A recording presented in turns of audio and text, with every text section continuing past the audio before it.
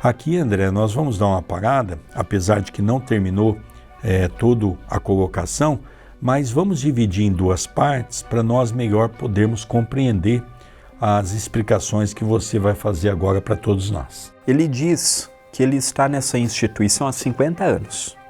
E ele entrou na instituição como doente, como alucinado também. Ele não entrou já trabalhando, ele entrou sendo amparado.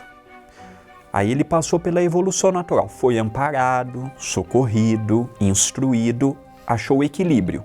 Aí ele viu a necessidade do trabalho, então começou como padioleiro, depois ele passou a ser cooperador da limpeza, enfermeiro. Interessante que o cooperador da limpeza foi o que André Luiz também foi nas câmeras de retificação. Depois foi enfermeiro, professor, magnetizador, até que ele chegasse ao posto máximo daquela instituição, que era ser o dirigente da instituição. Interessante, André, veja, de todos esses nomes que você falou, o último foi o magnetizador. As pessoas chegam na casa espírita sem conhecimento nenhum do espiritismo, em vez de passar pelos departamentos assistenciais, pelo departamento de estudo, pelos departamentos de esclarecimentos, não. Às vezes a pessoa não passa nem pelo tratamento espiritual. A pessoa já é convidada para ser um passista. E o mais grave, não dão um tratamento, um treinamento para a pessoa. Explica de uma maneira superficial o que é o passe, e a pessoa sai dando passe sem saber o que está fazendo. Depois algumas pessoas caem de cama e não sabem por que ficaram de cama, já que muitas pessoas esquecem daquele ditado popular: de boas intenções o inferno está cheio. Não adianta querer ter boa intenção e querer trabalhar. Aqui mostra claramente que a pessoa tem que estar preparado.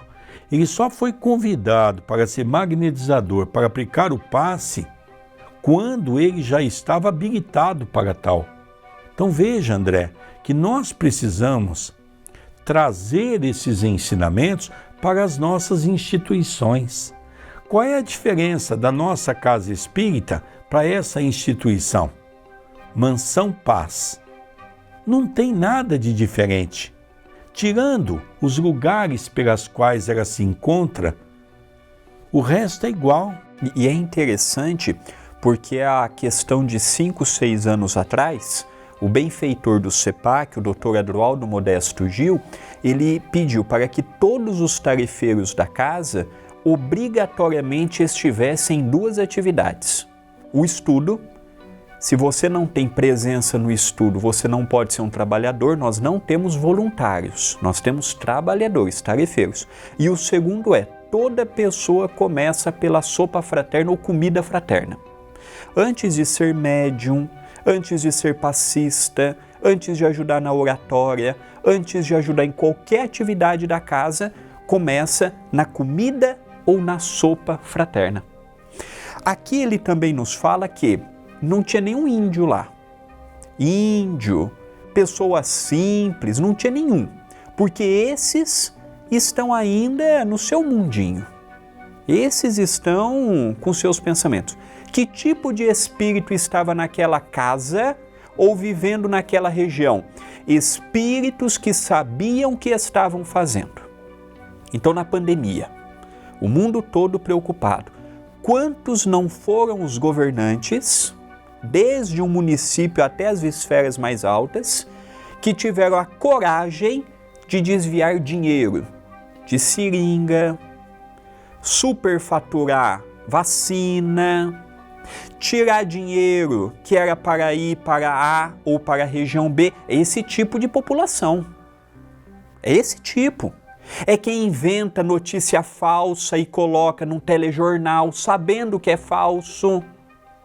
Porque um jornalista hoje, ele não age por ignorância. Hoje a gente tem internet. Hoje qualquer um pode averiguar e mesmo assim vem falsas notícias tendenciosas a grupo A ou B.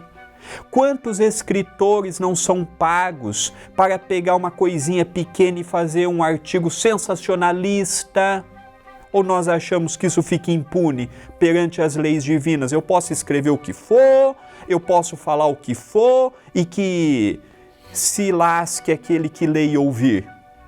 Esse tipo de espírito, quando desencarna, vão para essas regiões. São eles.